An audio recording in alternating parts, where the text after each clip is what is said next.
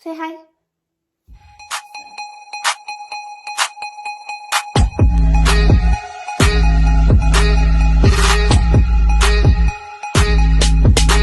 you later. Hey everyone, JESHIE Yours here again and welcome back to my channel. So for this week video is about review from the product of Victoria's Secret. So yes, I have some product of Victoria's Secret here.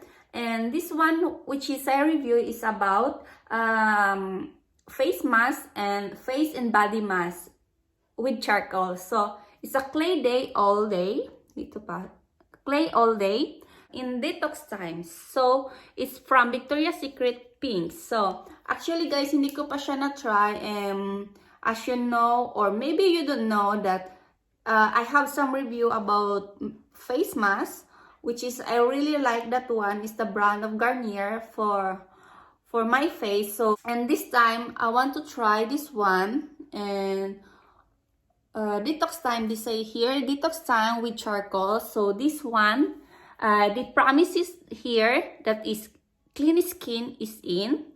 It's a clay activate charcoal, say here, and deep clean for your skin that feels softer, cleaner, and totally pure. So I want to try this one kung it's worked ba for me and I like it or no. So actually guys, the Garnier na nireview ko is the one of my favorite talaga na face mask. So I want to try also this one kung nag-match pa siya sa skin ko, kasi most of the time may mask ako and then the day after tumutubo yung pimples. So and only Garnier ang fit talaga akin. So I don't know kung dito is work for myself or for my skin and my face. So we'll see na lang. So yes, I'll be right back. Maglilinis lang muna ako ng mukha. As you know, may mga ano ako dito.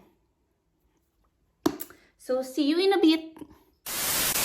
I'm ready to use my clay mask. So let's try to open this one. So I washed my face already. So let's start to use this one.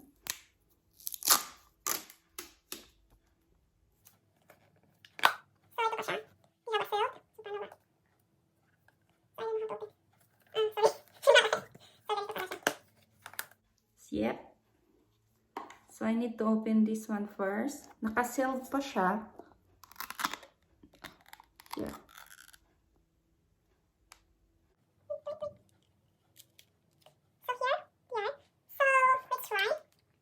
Say here, smooth on the thin layers, freshly washed skin, avoid the eyes and lips. Leave for 10 minutes and 10 minutes bless out, rinse and pat dry. Mask for 3 times a week. So what they say here. So let's try 10 layer.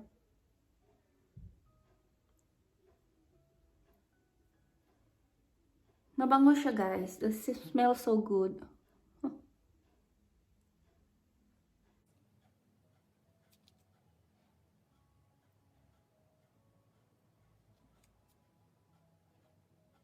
Smells so good. So while I'm doing this, guys, I would like to thank you, some of my friends who supported me from the beginning until now, and also one of my relatives and also some of my members. Thank you so much for supporting me, and shout out sa ating mga members. Thank you so much, guys.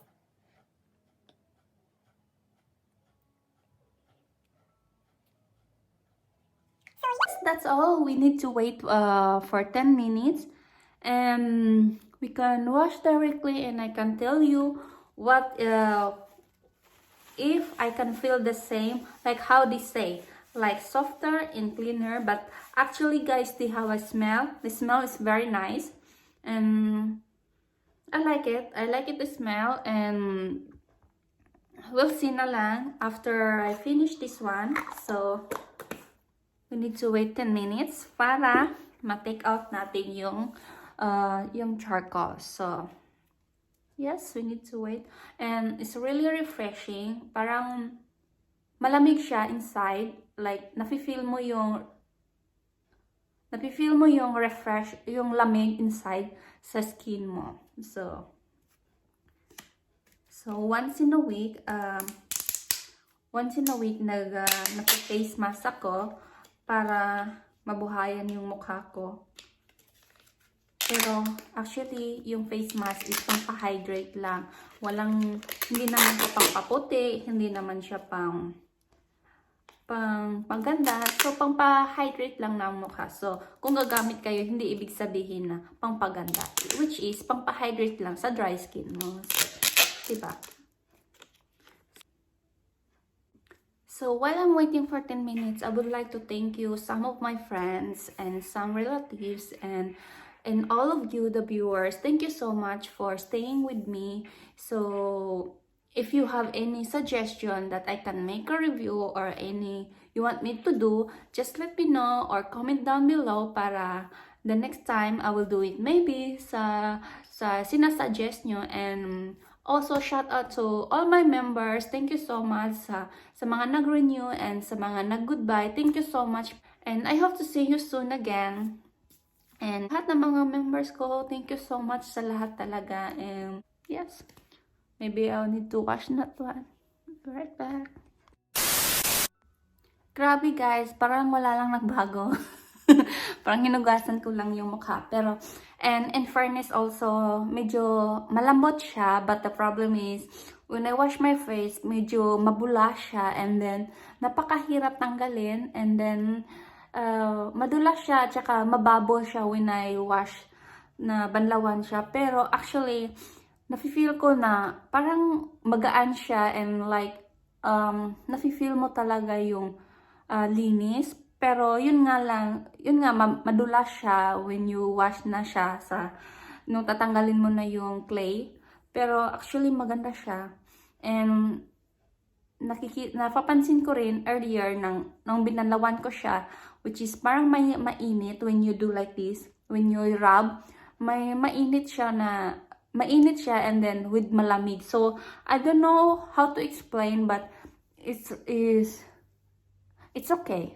I mean, it's dry and it's very soft siya. It's very soft siya. So, I don't know kung mako-compare ko siya sa Garnier na the one I like. So, yes, tingnan ko lang kung may tutubo bukas. We'll see na lang kasi yun talaga ang problem ko. Pero, in fairness, mabango siya and I feel clean and very soft.